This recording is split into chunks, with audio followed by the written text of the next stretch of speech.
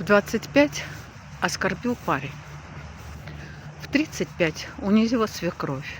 А в 45 уже грубит дочь. И она все время думала, ну почему так сложно? Все так сложно с людьми.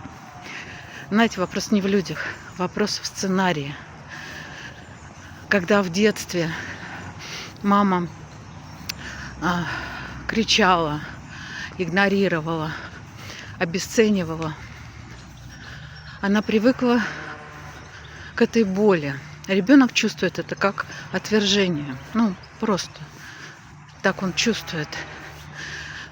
И потом, при взрослении, стала подсознательно выбирать тех людей, которые повторяют этот сценарий, проигрывают для нее. И где она чувствует вот это состояние беспомощности, отвергнутости, никчемности. Знаете, когда она пришла ко мне с запросом на проявленность, проявление себя, своих возможностей, просто там невозможно было проявляться в таком состоянии. И мы впервые, когда нашли эту ситуацию, где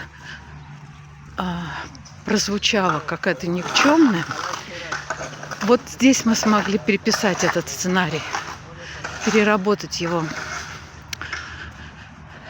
И она начала выбирать людей другого типа, выбирать свой талант и себя в ситуациях. Стала немножко эгоистичнее для своей пользы. Вышла из созависимости с людьми. Да, это очень хорошо. Дело в том, что вы тоже можете переписать свой сценарий, если сейчас вы видите у себя его.